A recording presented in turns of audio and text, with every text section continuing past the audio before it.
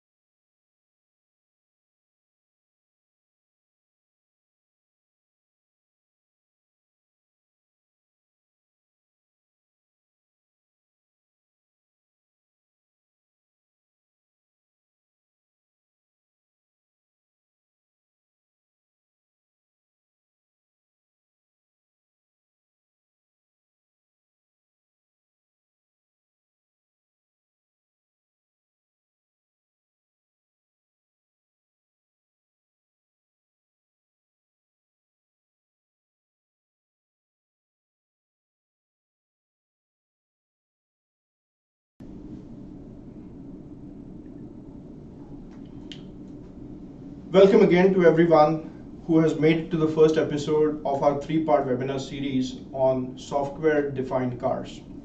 My name is Sushay Vadekar. I'm the Associate Vice President of Sales of the Automotive Vertical for Engineering and R&D Services, ERS, in HCL Technologies.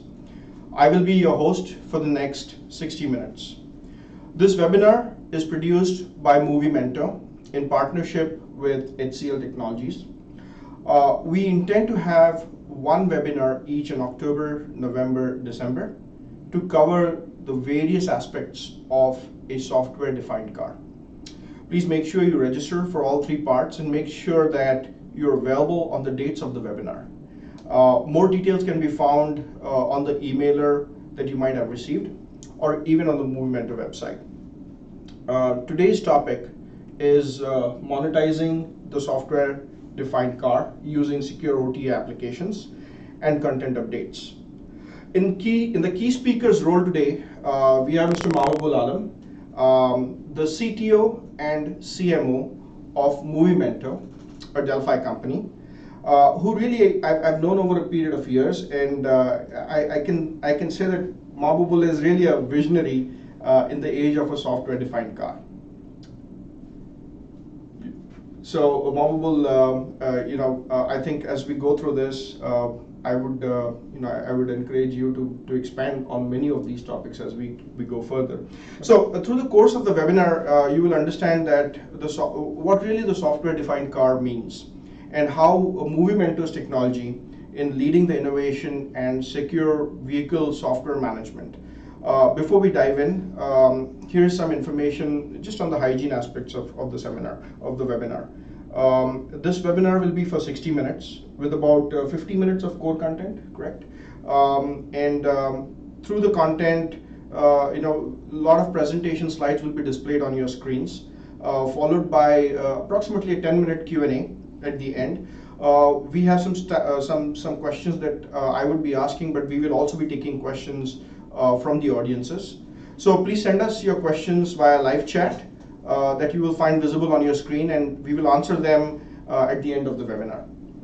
Hope you're able to view the presentation projected on your screen. And for those who do not have this on yet, please do refer the email with the details for logging into the webinar, but also you can go on the Movimento website and click the live link and you can get into the presentation. Okay, so without further ado, I would now like to bring Mahbubul, who is really an international entrepreneur, technology and business executive, currently driving the evolution of tomorrow's vehicles as the Chief Technology and Marketing Officer, CTO, CMO of the Movimento Group, to take over and help us understand this really fascinating age of software-defined car, and how we would be able to witness the monetizing of the software-defined car through secure OTA applications and content updates. So, Mahbubul, over to you. Thank you, Shushev. Thank you. Thank you, Shushev. Good morning, everyone in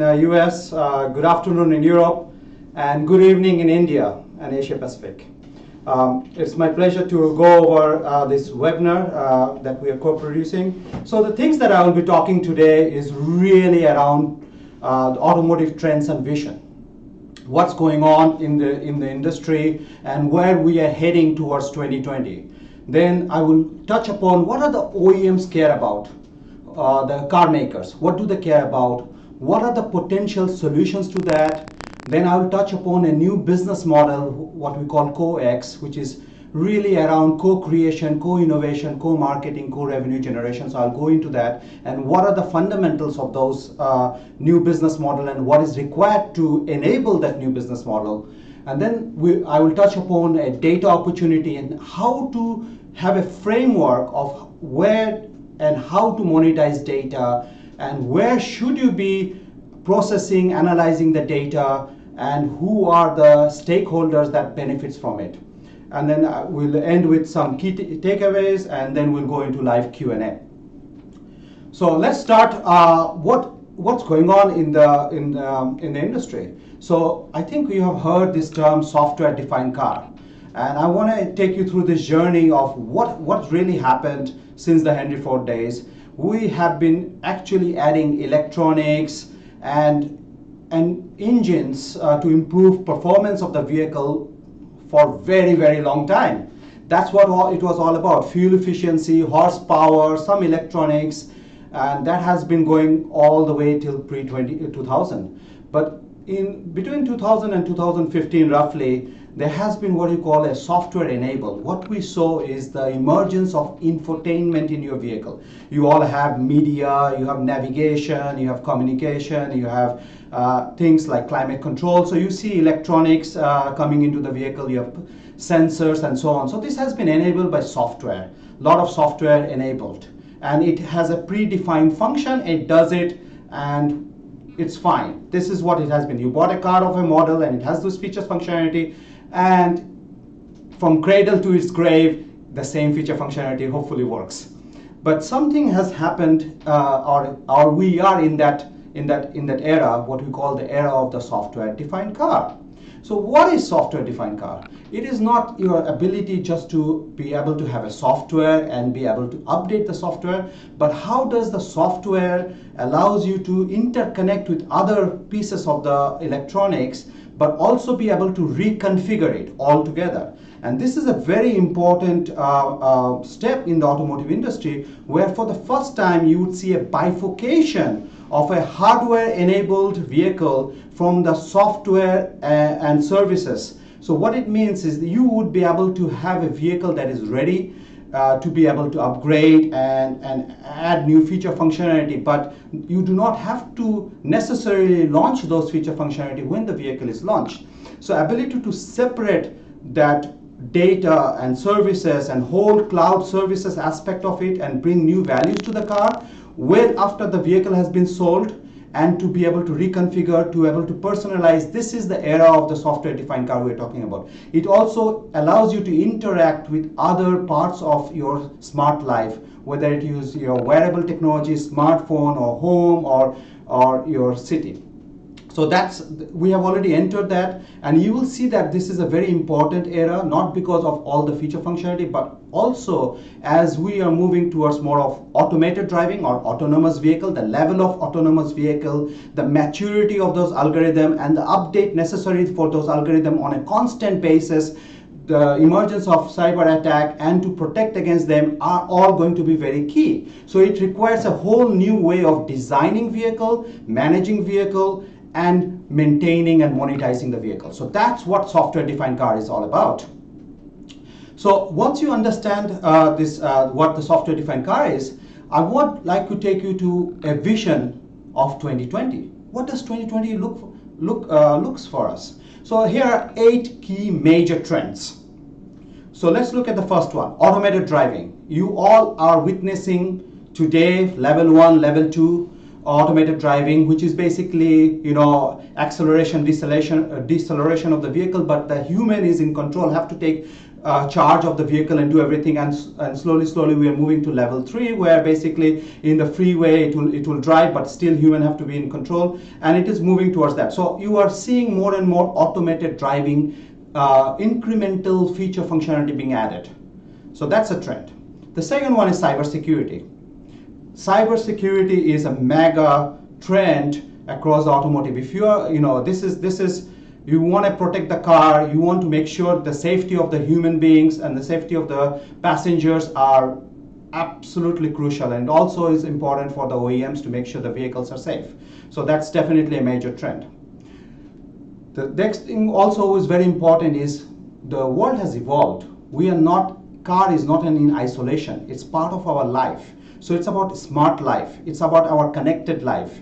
It's about connecting your car to your wearables, to your home, to your office. If you look at personal assistant technologies, whether it's from Amazon, Google, or Apple, whether it's Siri or Alexa and so on, you have at home, you have in the car. So we are now beginning to make it a connected community where basically car is part of your home community, your smart city community, part of your office community, and so on. So you'll see more and more around that area. Of course, it's very, very important, the green environment. You are already seeing electrification of the vehicle, going to battery, fuel cell, and so on. So this continues to play a key role. And combine these 4 with the next 4, which are around hyperconnectivity. The number of connectivity that are coming into the car is huge. You see, we have started with a while back with simple connectivity with 3G, and now it's to the 4G LTE, and then very soon by 2020 we'll have 5G technologies, which is going to provide a huge bandwidth for uplink and downlink and low latency and all the amazing features that's going to bring, along with Wi-Fi. You got satellite, you got all sorts of connection, whether tethered or through dongle connected services. Hyper connectivity is going to be there, so car is going to be connected. Focus for the consumers are about their experience. So at the same time, you're seeing also the experience of driving experience, the gesture-based control, the natural, voice recognitions, and all those things are improving better and better. There was to be a time when I used to say the car something and the car never recognized because I have an accent. So you are seeing that they are improving, those technologies are getting improved and continue to improve. What is also interestingly happening, and we all are witnessing, is the car share, ride share, with Uber and Lyft and many Didi and Ola cabs and so on. This is a new economy altogether, and the whole industry is changing from ownership to more of a mobility on demand. And the last but not least is data analytics. The vehicle is saying something to us, so we want to be connected to the vehicle. There are a lot of things that are happening, your driver experience, your driving behavior, but vehicle condition, maintenance, all those things are in the vehicle. We are beginning to start to harness those data and learn to monetize and provide value-added services to the end users. So these are the visions that are there for 2020. So now I'll pull you back from 2020 to today. What are the care-abouts of the OEM? What do the car maker care about? So I have listed here 6 major care-abouts. One, as you understand, the rise of the software complexity. How do you manage software complexity is a big challenge for them. How do you manage automotive cybersecurity? You do not want to be on top of the news, and you need to have a proactive and reactive security mechanisms and a discipline and a practice in place. what is the role of the OEM in the era of the mobility as a service, when car share, ride share, automated driving comes in place? What is that? What's the role, and what is the role of the OEM? The disruption of the value chain that has been established from OEM, tier one OEM suppliers to the car makers and the dealership and the consumer. Are those still the same layers of value chain that is there, or are they getting disrupted, and are we having more digitalization is allowing more direct communication between the end user, the user of the vehicle, and the OEM and the services? So the whole value chain is getting disrupted. What role do you want to play? Where in the value chain you want to play? What's your sweet spot? So the whole thing is a very big concern of the OEM.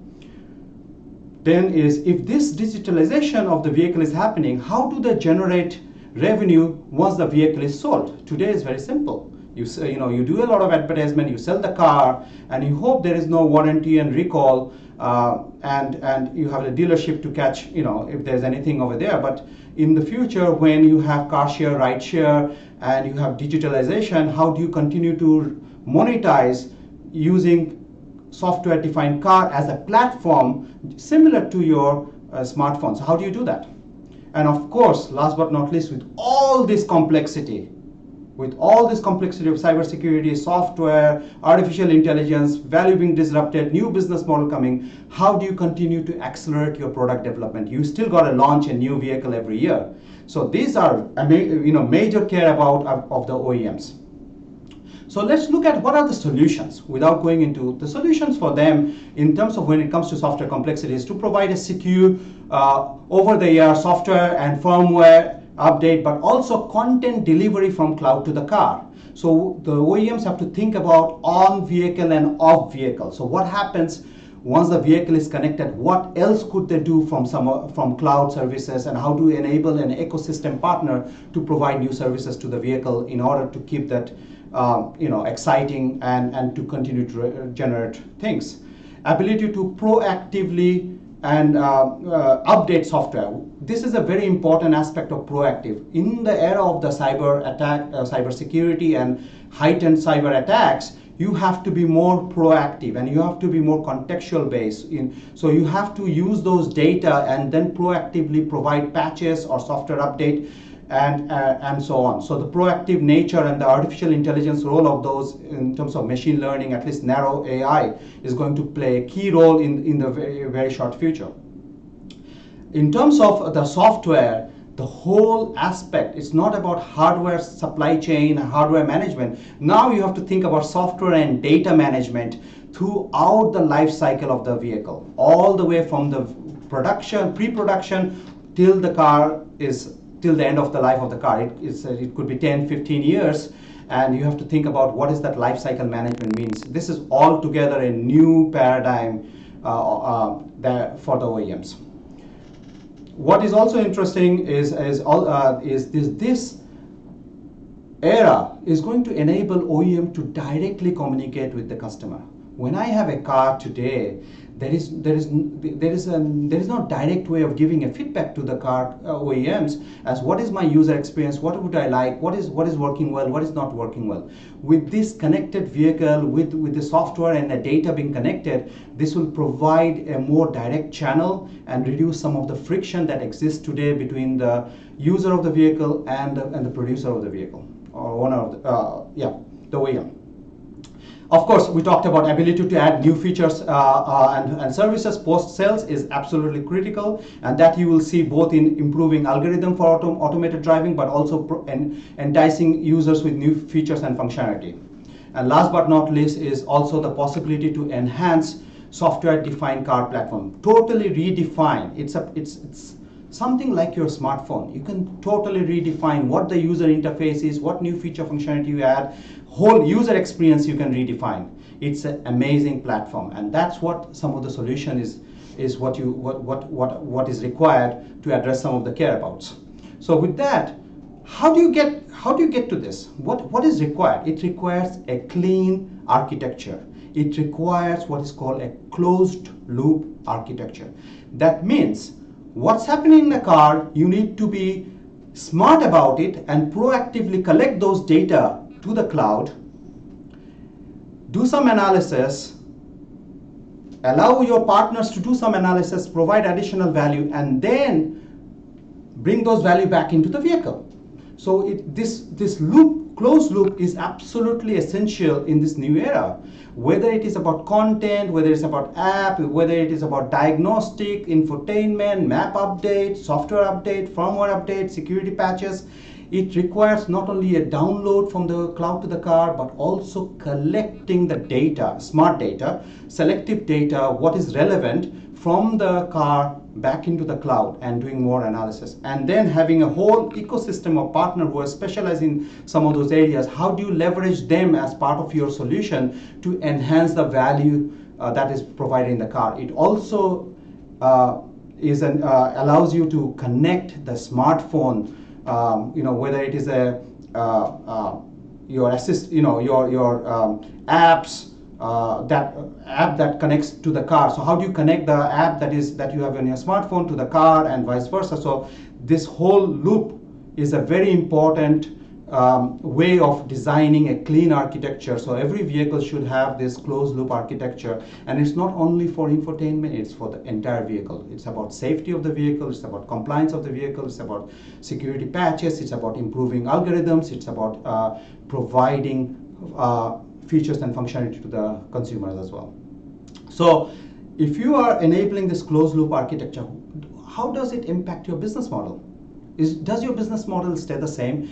Will you be able to innovate at the pace that you are doing today, that you see today, not you are doing, that you see today between the OEM and the car? The answer is actually what I believe is actually more of a new paradigm, which is embracing more open innovation, which means actually leveraging the strength of your partner. And I'll talk about it. It literally depends, or it basically hangs on three pillars. One is you gotta have a software defined car, which can be redefined, can be changed and modified. It's definitely. Same time, you gotta have a platform, a cloud platform that allows you to make those changes and propagate in a mass scale and collect data. And the third is you got to have a community of connected services, which are home generated, that means your own generated, but also by your suppliers, but also from a whole sets of new independent software developers who can provide these software services, and OEM can become more of a certificate and gatekeeper and make sure that they are the right thing. So you create a new marketplace. And this marketplace will enable basically a whole new set of new services and revenue opportunity that we have not seen before. And this would require changing how you see your partners, not as a supplier, but more of a co-partner. So co-ideation, co-innovation, co-investment, co-production. These are very important to accelerate time to market, which also means on the business side is also co-revenue generation, co-marketing, co-monetizing. And so the co-X model is going to be a very important model, and to embrace that model is going to be defining some of the winners and the losers in the near future. So having said that, how do we monetize from this? So you have this co-development, co-innovation, and you have co-monetization and everything, but how do you do that to make sure that the closed loop architecture plays a key role? So here is an example of how we look at data monetization. And it's a little busy slide, but if you look by two, on the vertical axis, you have at the bottom of the vertical axis, you have one individual car. So it's about my car. And at the top end is at urban scale. It's millions of cars. And the same thing on the horizontal axis, on the one side, on the right-hand side, it's really the real time. And and you go from real time to the non-real time on the left-hand side of the horizontal axis. What is required? This is a great framework for understanding what data services and how to monetize. For example, if you look at the bottom right corner, which is individual vehicle and real time, automated driving, 3D maps. This is very relevant to have the real-time mapping of the situation, and you have to do in a real time. It also provides you an architectural understanding that this data, all data are not equal. That means the value of that data is very high only when it is real time. If it moves in time and it becomes non-real time, it loses its value, because when you are doing automated driving, you need to know about your situation and surroundings and map it in a 3D right now and make decisions, which also means a concept of what we call edge computing or fog computing. That means architecturally you have to think about how do you make local decisions within the vehicle, and because you got to be real time. You cannot move it to the cloud. So those sort of things are very important for the OEM. For the consumer, of course, those are important, but from their perspective, they want all kinds of contextual services, ads and local ads and so on that are relevant in that contextual, in that location. It loses its meaning when they have left that location, and then 5 minutes later you get an ad. So the data has a lifetime, shelf time is very short in terms of its value for those kind of application. You can take the other extreme on the very left top corner is when those data are collected and they don't have to be real time, and this is around warranty and early recall avoidance. And so you can collect on a massive number of vehicles, and you can analyze and do diagnostic, prognostic, and do preventative and proactive management of those, and to see what updates is required. So you have so much data, you can really analyze that. The value of that is huge. It's today the industry spends about $40 to $50 billion a year for managing warranty and recalls, and majority of those are software related. So you can understand the value of those data for the OEMs over there. For end user, it is maybe of a different value. It could be your suggestion of how you drive relative to your peers, or how you could improve your driving. So there are different value proposition for different stakeholders. And also what it shows is what are some of the things that we should do more in the cloud, what are the things we should do more in the edge, what are the use cases that are more individual based, what are the use cases more on a group or community or local or at a mass scale based. And this is a great framework for understanding value, monetization, lifetime, importance, and where to process and provide value from the data. So how are we doing it in Movimento and Delphi? So this is a very high level example of you got on the very left hand, you got the vehicle and the customer. I've seen in my previous slide, there's a OEM and the end user. So there's a vehicle and the customer. And then you have the role of Delphi, and then you have the platform, which is also a role of Delphi, and then you have a third party, which is doing data brokering and the whole user experience and new services. So what is happening from the very end is whether it is embedded or an add-on or bolt-on brought in your dongle or connected dongle or a smartphone. However it is, there's some connectivity in the vehicle. We are able to collect data and then bring it to a platform and then analyze and react back and provide some value back into the car. But some of those data can be anonymized and provided to a third party for data broker, and then that the data broker can open up the whole marketplace for all sorts of services. Maybe retailers who wants to know, if they can provide a special ad for people commuting in the morning, and all sorts of whole new things can happen. So what you see is on the green is the data flow, which is bidirectional. Software is a form of data, so data collection and reacting back with updates or new features. That's the data flow. And what you see on a darker color, blue, going from data consumer all the way to the car side is the monetization flow, which is going backward. End user is paying, and then everybody can have a stake in it. This is a new value altogether. What role who plays, how much, and all those are still to be defined. But this is a fascinating and a very exciting space. And to make an analogy, it could be somewhat similar to the smartphone industry. So we could look at that as the closest model that one could learn from.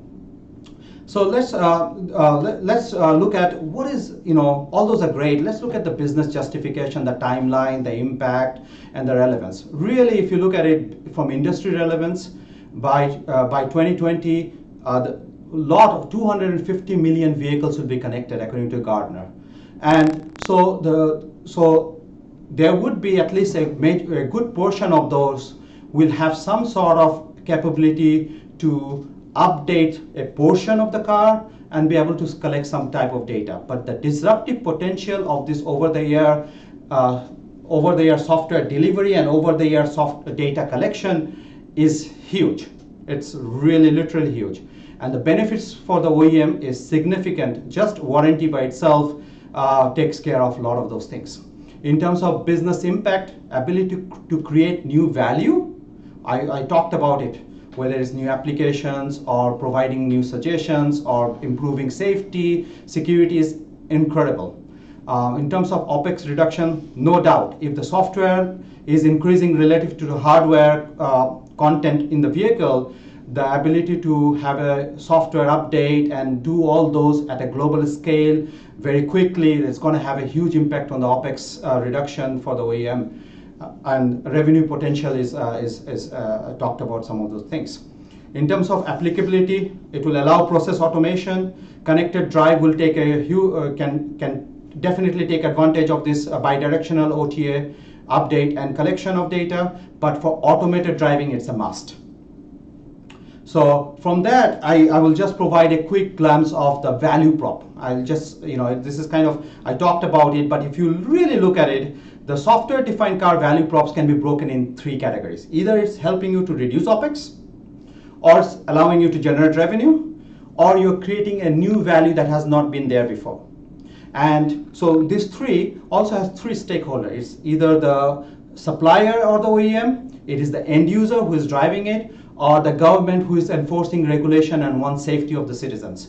So just by the OpEx, there is a 100x reduction. A vehicle, when it goes to a dealership, if it is for whatever reason, you on average you would be spending around $100 to $150, and over the year, software, if it is software related component, this can be done at 100th of the fraction of the cost. So this is a huge benefit for the OEM. We talked about $40 to $50 billion is spent every year on warranty and recall by itself. From the end user, I don't like to schedule appointment. When the car says, hey, you need to schedule appointment, I'm always trying to delay it. It's a hassle of calling or scheduling, figuring out, do I get a loaner car or rental car? How do I bring it back? A lot of hassle. For government, it's fantastic. It's a faster compliance because the regulations are improving or being, not all the regulations are in place. So they are also catching up with this fast era. So we can continue to keep the vehicles compliant as the new rules and regulations comes in place. So great value for the OpEx point of view. From revenue generation, it is 10x because not only now you are able to provide this capability, but you can cross-sell new features and functionality. Hey, if you have this, how about that? So you can interconnect those. You can upsell them to down the road from a vehicle that goes maybe 200 miles EV electric vehicle range to 250, so you can extend the range. You can even do co-sell of smart mobility service by bringing your partners and developing new feature functionality and providing new values. And this allows you to monetize. For the OEM, this is great. It becomes a platform for a lifetime revenue generation of over 10-15 years. For end users, it's fantastic. This is great. When was the last time you had your maps updated in your car? You have to schedule an appointment with the dealer, and then there's a cost associated. But your smartphone is getting updated all the time. So imagine that the user experience, that your maps are up to date, then you will not have driver distraction by looking at your smartphone or anything like that. But also imagine that you have a profile of your vehicle. Now it does not matter whether that profile is for your own personal car or you have a car share or you rented a car. to a similar extent that you have a profile on your smartphone, and it does not matter when you buy a new smartphone, if you have the username, password, your whole profile, contacts, everything, your preferences, everything gets downloaded. This is an amazing opportunity for the end users. For government, is fantastic. This is great because it will reduce congestions. It will actually improve the productivity, the time that people lose in the traffic by just doing nothing. If a lot of this automated driving coming and improving of the algorithms and so on, people can be a little bit more productive or a little bit more relaxed as well, and hopefully it will also save a lot of lives. New value creation. This is a whole new area that has not been done before in the existing car. It's about improving driver user experience, reconfiguring the vehicle, having direct relation between OEM and consumer, increasing brand loyalty. Imagine you have a profile with your OEM, and then at the end of your lease or you're looking for a new car, if they tell you that all the things that you have done, you can take it to your, if you stay with the same OEM, you can take it to your next car. It's amazing, right? So great for the business. For the end users, it's fantastic to have a connected lifestyle, because now the vehicle is connected to your home, your office, your smartphone. It's a great, but also the ability of having a new sets of possibilities, such as groceries delivered to your vehicle. So you could have a one-time keys that are given to the grocery, and you do online shopping. Instead of you going and collecting it from the curbside, they come to your car, open the hood one time, put the shopping, close it, and you get a notification. All you have to do from your office is drive home, and you have the groceries with you. Amazing. Imagine what that experience is going to be. You won't have the rush at the supermarket around the busy hours. For government, it's fantastic having an oversight. Because you have a closed loop architecture, they can proactively monitor the emissions at a random time, pick up and understand that the vehicles are compliant. You won't have one-time compliance when the vehicle was created and then they have no clue what's happening. This is a whole new ballgame altogether. So with this, I want to just go into the key takeaways. Hopefully you have a good understanding that what software-defined car means and its true potential.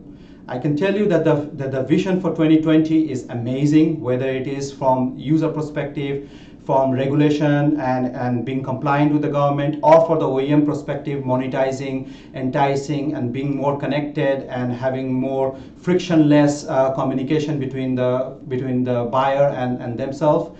But there are a lot of challenges. We talked about the security and so on. So it's very important and key in order to take advantage and be part of this new economy that is being formed and a new value chain. It's very important that you design your vehicle with a closed loop architecture in mind, and also think about off-vehicle possibilities, which is in the cloud. What are the co-X business model? How do you co-innovate, co-develop, co-produce, and also do co-revenue sharing and so on. So you've got to have this ecosystem being built, a marketplace, right?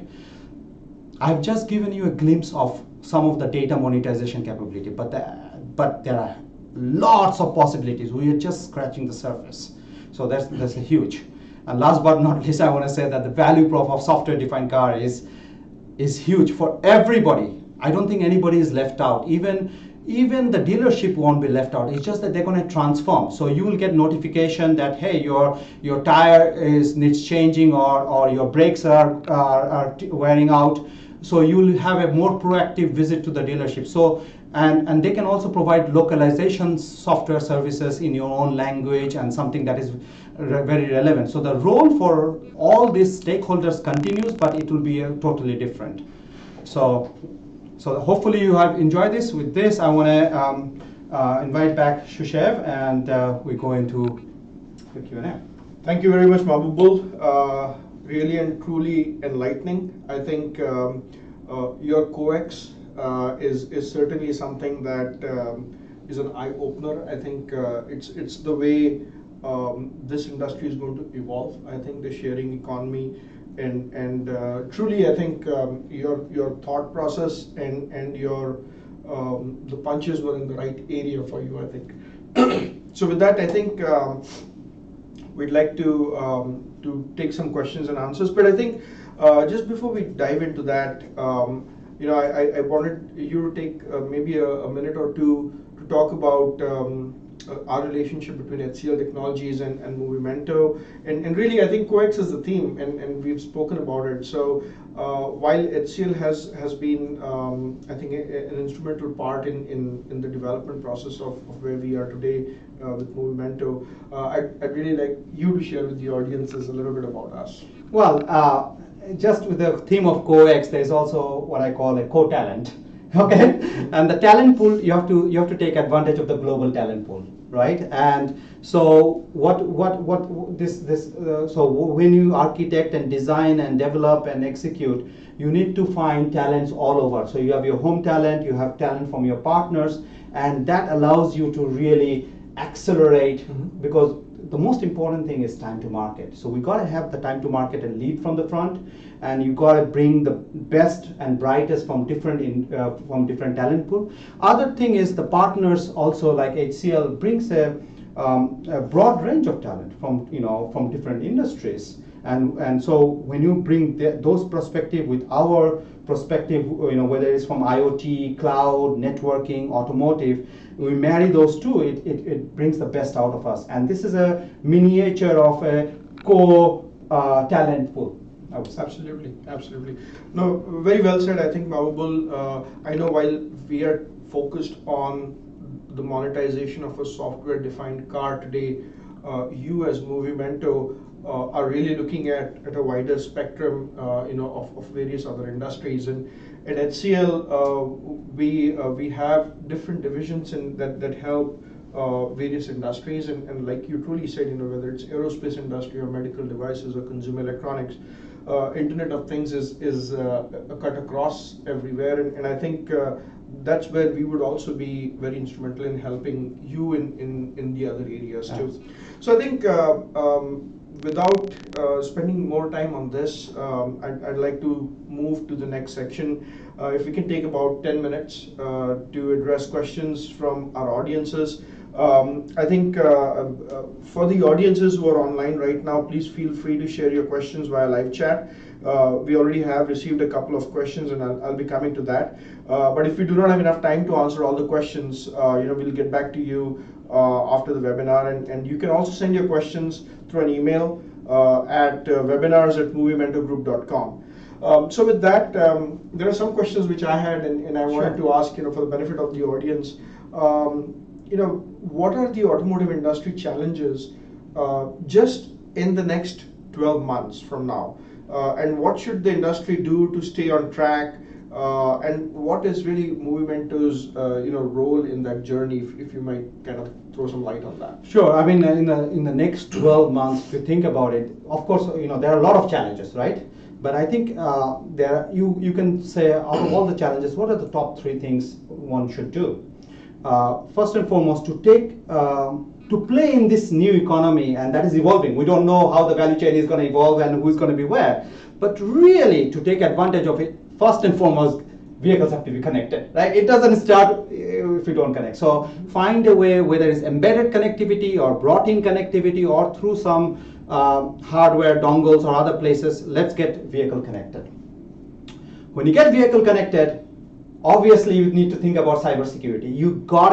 That's the elephant in the room. You gotta have a best practice, you gotta have a policies of being proactive and also have a corrective action if something happens. So this is where Movimento can play a very important role, not only our Delphi as well, with our sister organization Control Tech. We are able to collect the data and provide the data to analyze, and then proactively go and update software patches or security patches and so on. So that's proactive nature is important. But if you are behind, you may fall behind, and you are in a situation where some vehicles are hacked or getting hacked, you can really quarantine that zone or those vehicle, not only in geographic quarantine, but also vehicle types, and then proactively at a massive scale go and deploy those. So this is a very important. So security is a very important. The third thing is really around making sure that you have a closed loop architecture, the data collection, and so the designing of the vehicle has to be the key. If it is not designed for it, you are actually not fully able to take advantage of this new economy. Sure. So just to wrap that question up, I think those 3 points, like you mentioned, is get the vehicles connected, get cybersecurity, and then you can help with the closed loop architecture. I think is this the third point? Is this something unique to Movimento right now, vis-a-vis other players that might be trying to emerge? I mean, your ability to close the loop and offer solutions real time. No, I think this is just that architecture itself should not be unique. We want this to everybody because the pie grows. It is the way to design. It's the design philosophy. We may be doing things already. I mean, we are doing those things already, but everybody. This is not Movimento specific. This is for industry. Sure. This is how automotive has to be a software-defined car, which has to be seen as a platform and be able to provide services throughout from cradle to grave. Sure. So for that, you need to have this closed loop architecture. Okay. Thank you. So we'll just move to our next question. So how is smart mobility related to software-defined car, and how is software-defined car related to autonomous vehicles? So it's very interesting. I mean, if you think about it, you have connected car and you have level of autonomous vehicle or automated driving, right? 1 to 4. Or 1 to 4 or 1 to 5. I mean, depending on which standard you're doing. So you have assisted automated driving, Mm-hmm. you have partial automated driving, you have conditional automated driving, you have full automated driving. So there are these different levels. Mm-hmm. So what it means is at what level of the automated driving you are. So when you talk about autonomous driving, you are talking about a vehicle capability. Right? What is the capability of? When you say connected car, that means the car is connected. Mm-hmm. What is the capability? So that's really on a very focused space about the capability of the vehicle.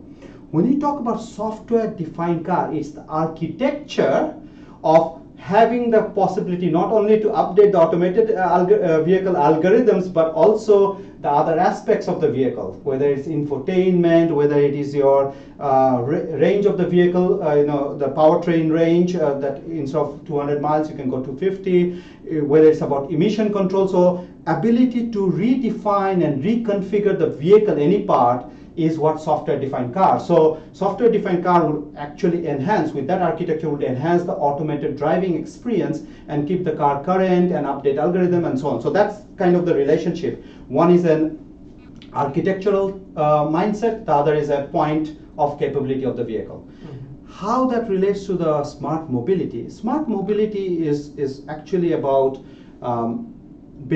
putting human in the center of the architecture. Mm-hmm. It's about going from door to door, A to B, and all modes of communication. You want it to be a seamless. You don't want to go, take a take a cab or Uber or whatever to your train station, and then and figure out that train has left. And how do you provide a seamless journey? Mm-hmm. How do you make your home, your office, your productivity, your transportation, all those things come together, and then also connect back with your community, right, as part of smart city. So this is kind of putting human and human-centric architecture, and knowing that human is connected to wearables, smartphone, home, car.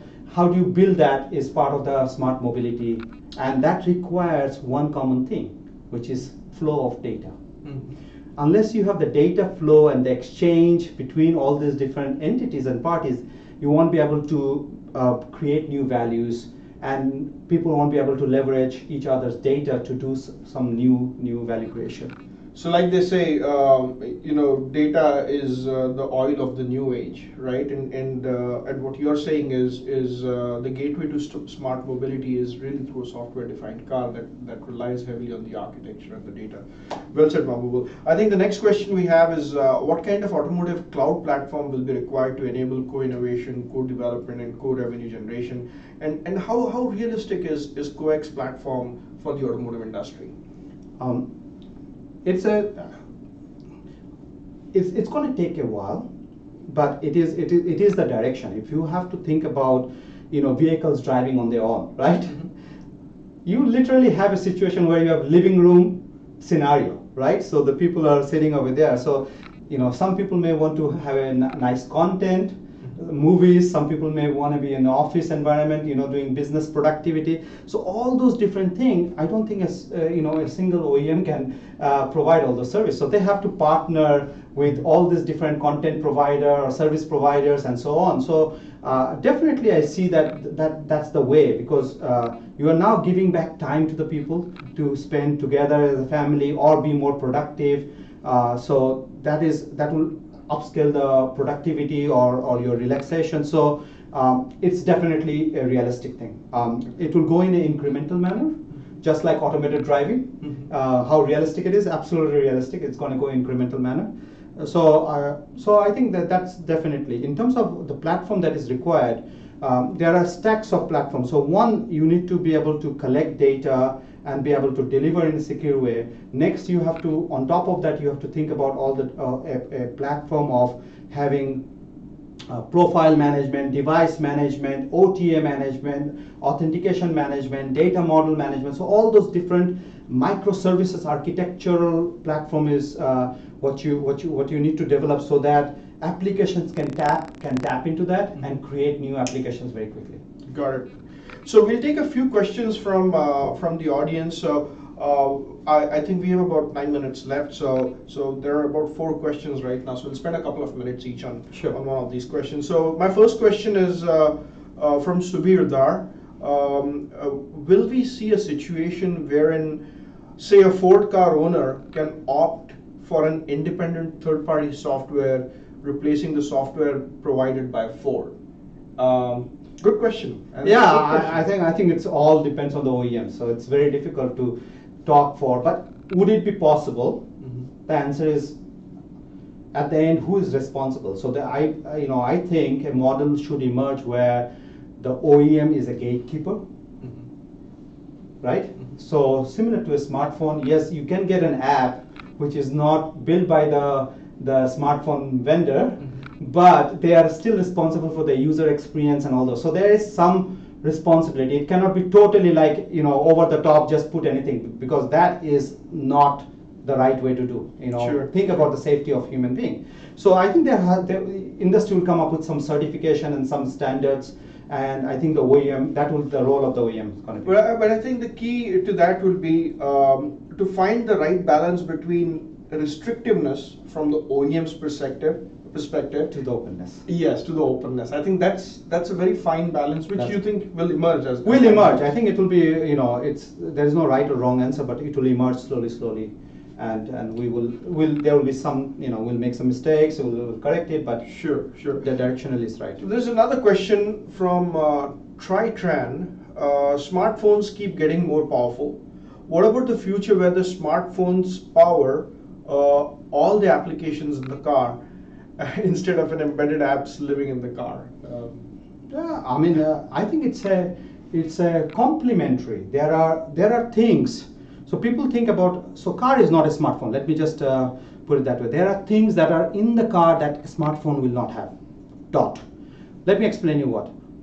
So there are things that you have in the smartphone as well as in the car. So weather, good example. You can have in smartphone. You can navigation. Yes, but if the experience of the car navigation is very easy, then you don't need the smartphone. So there is something over there that we could. But there are areas such as what you see in your infotainment is around your parking, right? Self-parking or the camera. Those sort of things a smartphone cannot do. Your proximity of the sensors and the security of how close you are to the car, how far you are. When you're reversing, you see the camera. This sort of safety aspect of the applications are not going to be in the smartphone, right? Correct. So you got to have the safety aspects and also the customer driving behavior, how to improve. Those sort of services are definitely very much of the car related, but there are some areas that can be one or the other.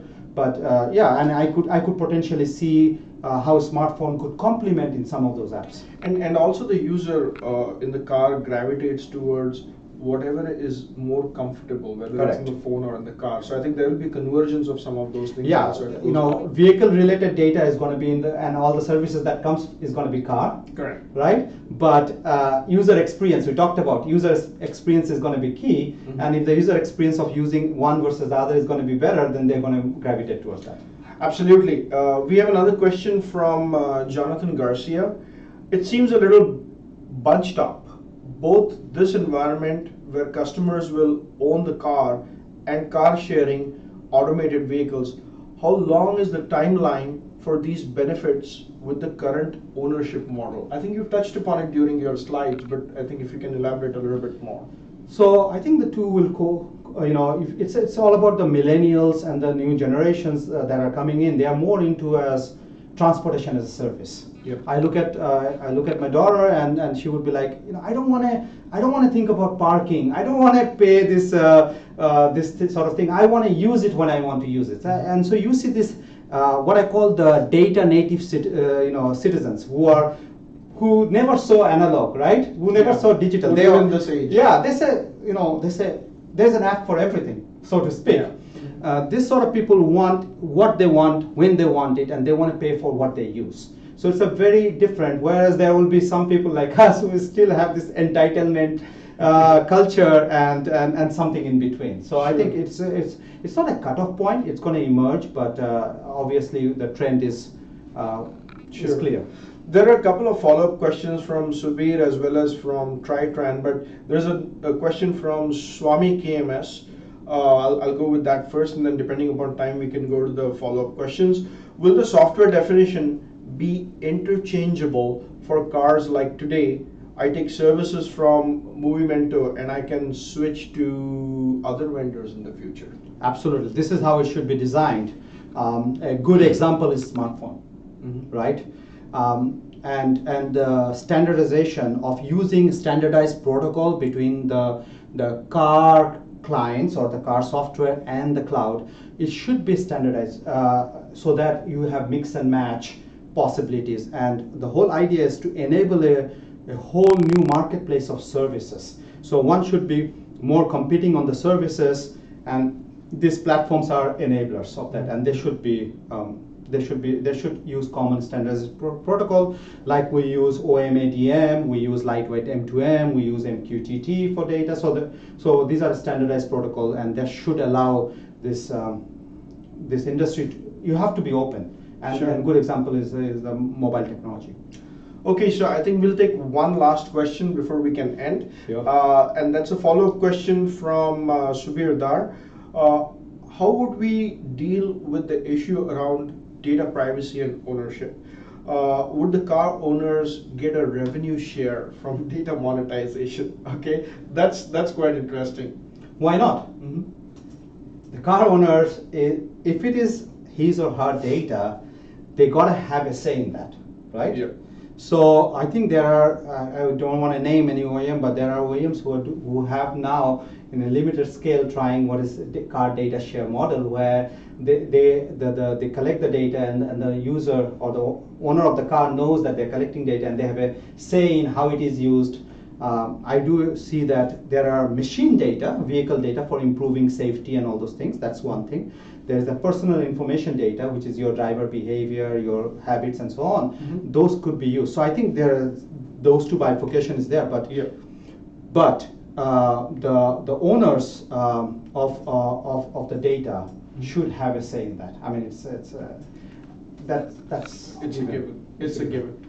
But what is interesting is, this is interesting, if you look at your smartphone, you have a lot of applications such as weather and other. You are proactively giving away your location because you're getting a benefit. Yeah. But you make a choice. Remember, in the early days we had no choice, but now you have, do you want to give your location always on when you use the application or never? So something like that. Yeah. Can you scroll down, please? All right, so I think we are to the end of the hour now, and I'd like to conclude. So first of all, Mahbubul, I'd like to thank you very much for this very insightful session.